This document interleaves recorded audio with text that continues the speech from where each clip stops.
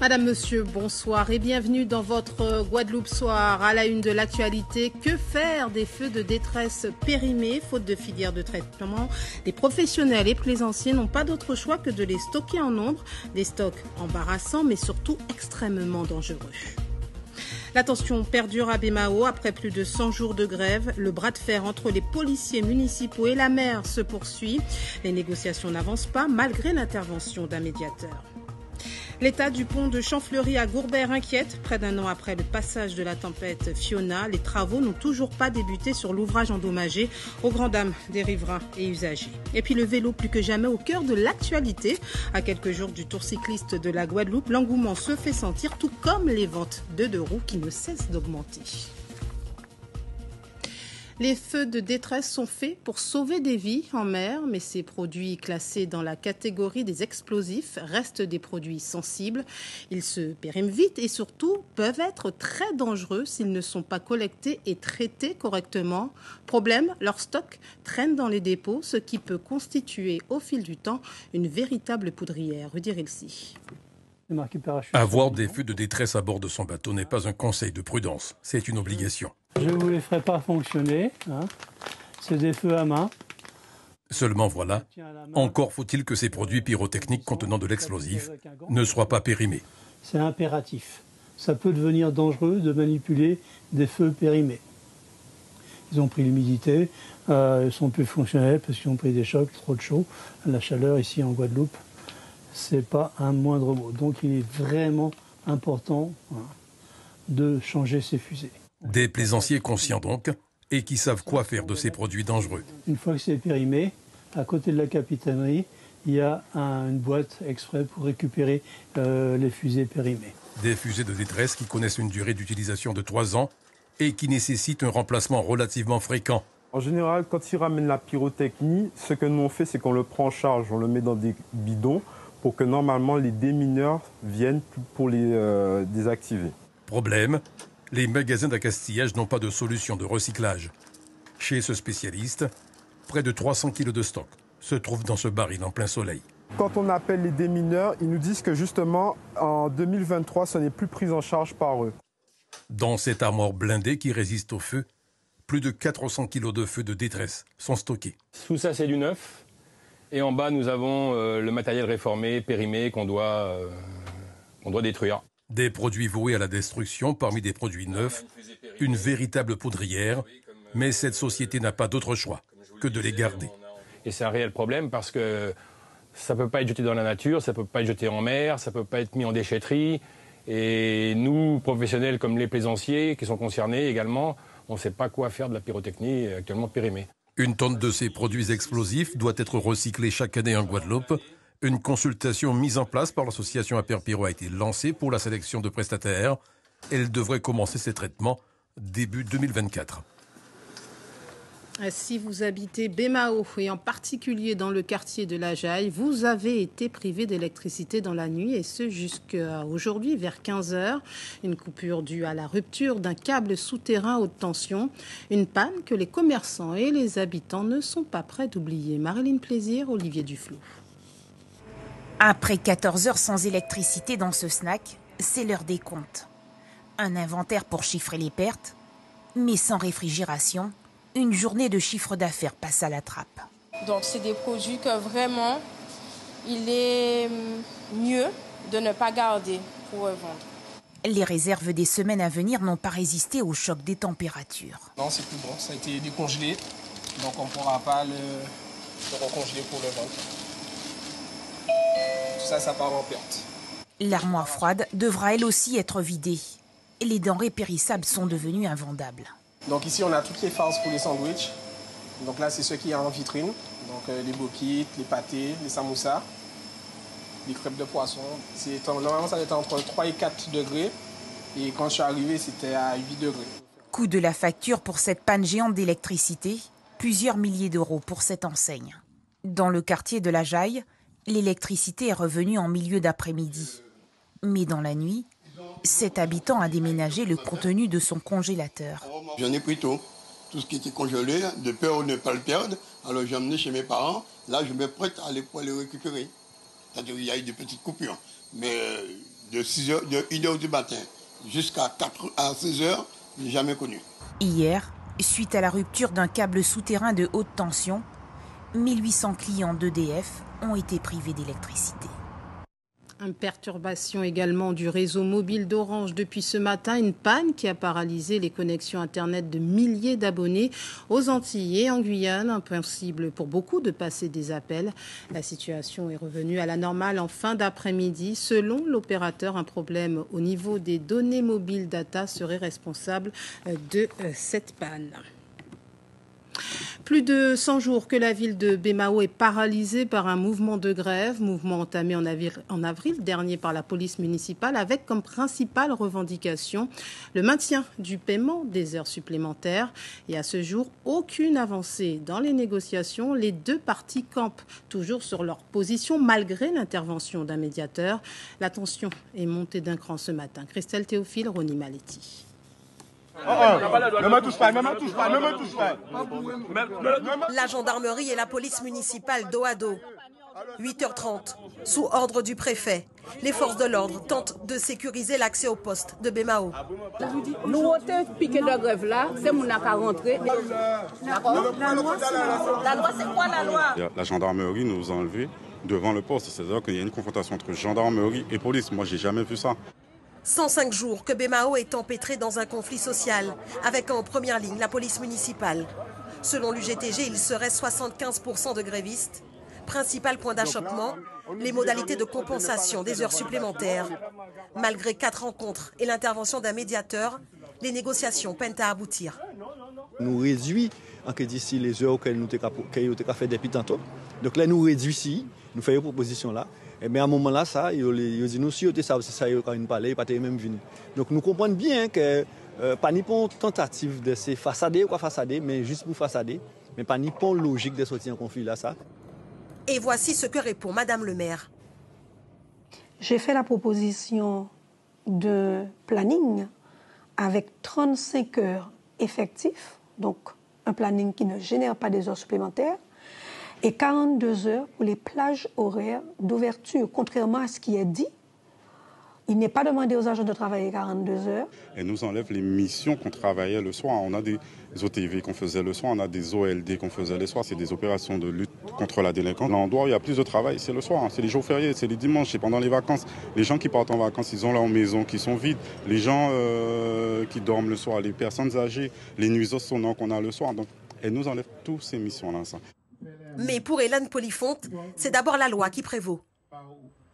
Ils veulent systématiquement le paiement des heures supplémentaires. Or, la loi le dit bien. C'est la récupération qui prévaut. Nous sommes dans l'illégalité. Depuis 2016, contrairement à ce qui est dit, il y a plusieurs notes. Et depuis cette date, la première note qui est sortie en début d'année 2017, avec la même phrase, je constate un recours systématique aux heures supplémentaires. D'accord? Et donc l'idée, c'était de permettre justement qu'il y ait une diminution au fur et à mesure de ces heures supplémentaires et permettant de revenir à la normale. Aucune date de retour à la table des négociations pour l'heure. À un mois de la rentrée scolaire, l'organisation des services reste en suspens. Les suites de l'affaire opposant la SAFER aux agriculteurs sur la gestion de terrain. Une réunion entre les deux parties qui s'est tenue cet après-midi à la sous-préfecture s'est soldée par un échec. Le collectif de défense mobile entend poursuivre sa mobilisation et demande la mise à l'écart du président de la SAFER, Rodrigue Trèfle. Dans le reste de l'actualité, la route de Champfleury à Gourbert au centre des préoccupations des riverains et usagers. Près d'un an après le passage de la tempête Fiona, aucun travaux n'a été réalisé. Une situation qui agace notamment les entrepreneurs qui ne peuvent plus utiliser cette route. Thierry Philippe. Cette portion de route de Champfleury à Gourbert est une source d'inquiétude croissante pour les riverains. Depuis le passage de la tempête Fiona, l'ouvrage est dans cet état de délabrement. Un cauchemar pour Emmanuel, responsable d'entreprise. Parce que depuis pour ce cyclone-là, nous avons deux camions qui sont là. Nous avons la chaîne, nous avons la 20 tonnes. Nous ne pouvons pas entrer en entretien de dépôt, nous sommes au fond. Si là, ça ouvre là, on passe la gare là, c'est moins fait. Parce que pour ne pas garer le camion, nous ne pouvons pas voler le gazoil. Depuis pour ce cyclone-là, rien n'est pas fait au niveau des travaux. Nous pas ni pour nouvelle. La seule issue possible pour Emmanuel est d'emprunter la route de Grande Savane, mais cela augmente de beaucoup les frais de l'entreprise. La machine nous fait entrer là, nous fait entrer pour le week-end, mais pour nous faire sortir là, nous sommes obligés de faire au moins 8 km. C'est soit nous faisons pas Vieux-Fort, ou bien nous faisons pas Trois-Rivières. Pas Grand Ravine. Pas Grand Ravine. Nous faisons pas Grand Ravine, et là nous venons en boucle. C'est soit nous faisons pas Vieux-Fort, ou bien nous sommes obligés de bifurquer sur Trois-Rivières. Mais il faut nous faire au moins 8 km, et tout ça pas compter dans le budget à nous. Là nous faisons ça à 2 mois, là, 10 fois. C'est 10 fois c'est gazoil, usure en plus. L'impatience des riverains ne cesse de croître et aussi la crainte de passer par cette rue Ferdinand Vignal qu'ils jugent dangereuse. Oui, c'est dangereux. Parce que quand ça Fiona passé, et au type même font geste quand même. Obligé de se réduire parce que en l'année nous attendons ça. Et pour là ça fait. Moi je pose la question, est-ce qu'il y a des élus locaux en Bougoubé? C'est ça seulement qui a posé la question, parce qu'il y a une quarantaine de personnes qui restent en bas là, et nous faisons réunion avec eux là, et jusqu'à la journée d'aujourd'hui, nous attendons. Une attente due, selon la municipalité de Goumbert, aux délais administratifs. Nous avons pris une délibération au conseil municipal le 29 juin pour déclasser cette route en intérêt régional, de sorte que qui le département, qui la région puisse nous accompagner sur une opération qui équivaut à 453 000 €. Alors vous voyez la totalité de l'opération, c'est à peu près plus de 1 million, et ce qui fait qu'aujourd'hui ça prend du temps du fait des délais administratifs. Les riverains fatigués d'attendre et de mettre leur vie en danger en empruntant cette voie espèrent bien que la municipalité de Gobert tiendra vite toutes ses promesses. Ce nouvel épisode du bras de fer entre l'hôpital de Saint-Martin et la collectivité, la conseillère territoriale et sénatrice Annick Petrus dénonce une manœuvre d'intimidation de la direction qui se serait plainte auprès du Sénat de propos tenus à son encontre lors d'une réunion de médiation tenue avec des élus et avec l'ARS. Annick Petrus n'écarte pas une action en justice. Elle l'a dit lors d'une conférence de presse. Des propos recueillis par Hervé Pédurand. J'ai reçu un courrier du Sénat qui répondait à la directrice de l'hôpital, qui les avait sollicités afin qu'ils puissent mettre en place une commission, un comité de déontologie me concernant. Et surtout concernant les propos que j'aurais tenus lors de cette médiation. Alors, déjà cette médiation, je l'ai tenue en tant que conseillère territoriale, responsable d'une commission au sein de la collectivité. Et en plus de ça, si le Sénat est saisi sur des propos que j'aurais tenus, ça veut dire que ces propos ont été répétés au Sénat. Donc je pense que c'était effectivement de la pression et de l'intimidation. Alors inutile de vous dire que je ne me laisserai pas faire. Je ne me laisserai pas faire. Et s'agissant de l'engagement de confidentialité qui a été rompu, je me réserve le droit d'ester en justice. Nous sommes le 1er août et qui dit 1er du mois dit changement. Ce 1er août ne déroge pas à la règle. Les tickets de caisse ne sont plus obligatoires. La hausse des tarifs de l'électricité de 10%. Allez, on fait le point sur tous les changements à prévoir dans votre quotidien à partir d'aujourd'hui avec Jackie Massico.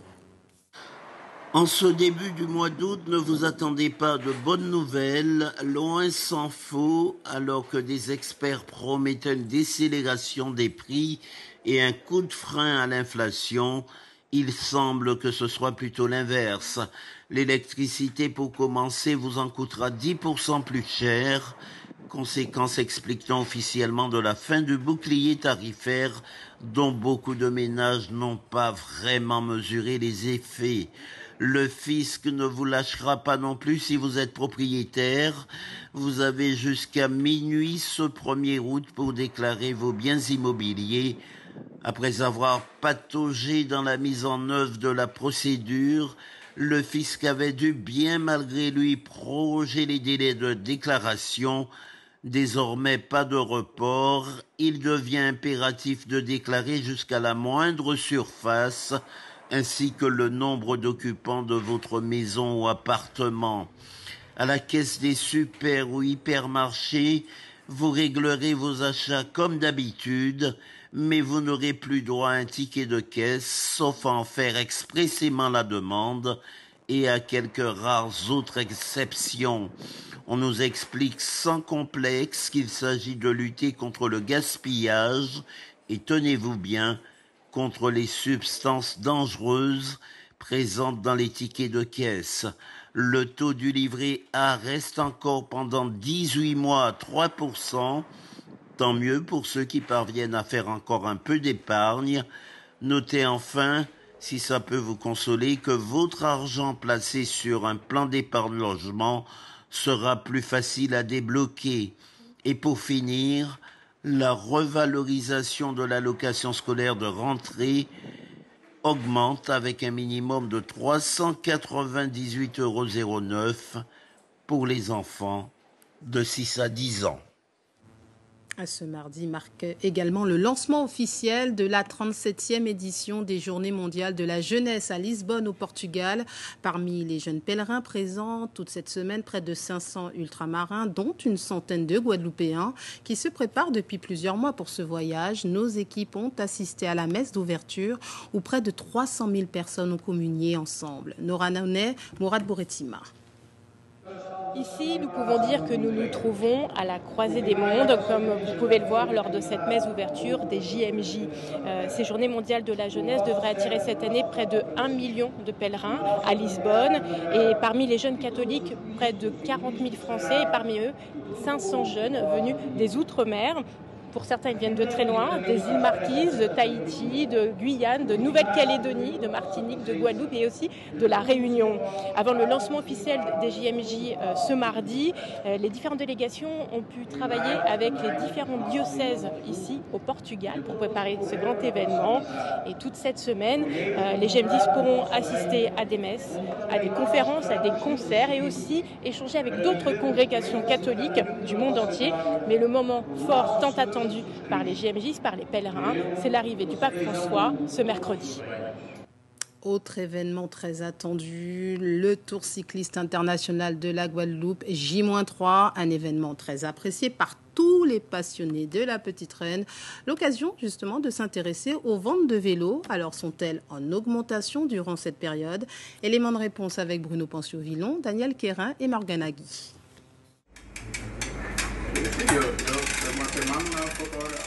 Ce modèle de vélo de route, tout carbone et bourré d'accessoires haut de gamme, a remporté le Tour de France l'an passé. S'il n'est pas de toutes les bourses, la quinzaine de magasins de vélos du département peut apporter des réponses à la population, surtout en cette période de tour cycliste. Toujours un engouement un peu plus élevé depuis le début de l'été, parce que vous avez le Tour de Marie-Galante qui met déjà un entrain, et ensuite il y a le Tour de Guadeloupe qui fait augmenter encore plus cet engouement-là. Oui, après ça va être surtout les cyclistes qui vont commencer à ramener leur vélo entre les deux tours, parce qu'il y a eu Marie-Galante en vent, donc revoir le vélo pour voir s'il y a un souci à ce niveau-là. Si en ce début de semaine il n'y a pas d'affluence dans les magasins, il n'en reste pas moins que ce sport est attractif, populaire et la demande toujours présente. Le VTT, c'est un vélo qui a un petit prix, donc pour accéder au sport et familialement, c'est intéressant. Donc c'est un secteur et un créneau qu'on vend bien. Et après les vélos également, donc on a deux typologies de clients. Soit le simple cyclosportif qui a envie de s'entretenir un petit peu, donc il va acheter un petit vélo de route. Petit, c'est péjoratif, hein, mais c'est un joli déjà. Et après sinon le compétiteur ou l'amoureux de belle mécanique qui va acheter un beau vélo à ce moment-là. En général, les achats se font à partir du mois de mai pour la population guadeloupéenne, amoureuse du vélo. Pour les autres, ce serait lors d'anniversaires ou en période de fin d'année. On continue à parler vélo avec les championnats du monde de cyclisme sur piste. Ils auront lieu en Écosse du 3 au 9 août. Un rendez-vous majeur pour les pistards français car ces épreuves sont qualificatives pour les JO. Dans la sélection, deux originaires d'outre-mer, Donovan Grondin et Melvin Landerneau, et dans le staff, Grégory Bauger. Reportage Francis Gibrien, Amandine Poncet. Dans leur nouvelle tenue, les pistards sélectionnés pour les prochains championnats du monde. Melvin Landerneau a depuis les derniers mondiaux changé de statut. Champion d'Europe en titre du kilomètre, le Martiniquais à Glasgow fera son retour en compétition après un arrêt sur blessure. Lui a préféré se soigner. Je me sens de mieux en mieux. J'ai fait le parti pris d'arrêter ma saison pour me soigner. J'aurais pu continuer et faire ma saison, mais j'ai préféré y mettre un terme pour être à 100% justement pour cette dernière année avant les Jeux et pour rater aucun événement à partir de maintenant. Champion du monde sortant à l'américaine, Donovan Grondin ne défendra pas son titre, un choix du staff tricolore qui préfère l'aligner sur d'autres épreuves en individuel. Le Réunionnais croit en ses chances de médaille. Pour lui, il y a de quoi faire. Je comprends tout à fait, du coup non, pas du tout. Après j'ai pas mal d'épreuves à côté pour me montrer, quoi. Du coup c'est pas plus mal, quoi. J'ai 3 chances de médaille, voire de titre, du coup je vais tout faire pour y arriver, quoi. Ce seront les 2e championnats du monde en tant qu'entraîneur du sprint tricolore pour Grégory Boger. Aujourd'hui, de ce côté de la barrière, il fonde ses espoirs sur celles et ceux qui l'entraînent. Quels sont ses conseils avant cette échéance ? Avant tout, déjà de se faire plaisir, prendre plaisir sur la piste. Et puis essayer de ne pas faire d'erreur et puis tout donner jusqu'à ce qu'on franchisse la ligne, en fait. C'est vraiment s'enlever aussi du stress, même si c'est une compétition importante, de pas trop se mettre de pression parce que ça apportera rien de bon, en fait. Gagner les Jeux à la maison, le rêve en bleu de tout sportif français. Pour s'approcher de ce rêve, les pistards ont les mondiaux qui se profilent pour engranger des points et décrocher leur qualification. Un mot de football pour terminer avec cette image, les Bleus à l'entraînement. Demain, l'équipe de France féminine affronte le Panama. Dernier match de poule pour les tricolores dans ce mondial 2023 qui se déroule en Australie. Un objectif, ou plusieurs même, garder la première place du groupe F et ainsi valider leur billet pour les 8e. Martin Charmasson. À l'heure d'affronter le Panama demain, l'idée n'est pas de se relâcher, préviennent les joueuses d'Hervé Renard. Il faudra remporter cette rencontre pour terminer première du groupe F et pouvoir affronter en 8e de finale le 2e du groupe H, l'Allemagne, après sa défaite contre la Colombie en poule. L'Allemagne, 8 fois championne d'Europe et finaliste du dernier Euro après une défaite 2-1 après prolongation contre l'Angleterre. Avant de se quitter, le rappel de l'une des informations principales de ce journal. Que faire des feux de détresse périmés, faute de filière de traitement ?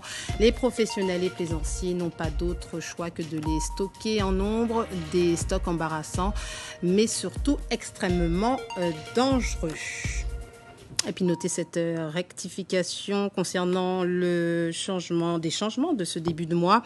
La date limite de déclaration des biens immobiliers a été prolongée au 10 août et non au 1er août. Voilà, c'est la fin de cette édition. Merci de l'avoir suivi. Retour de l'information demain en radio 6h. Quant à moi, j'aurai le plaisir de vous retrouver dès 19h. Très belle soirée sur Guadeloupe la première. À demain.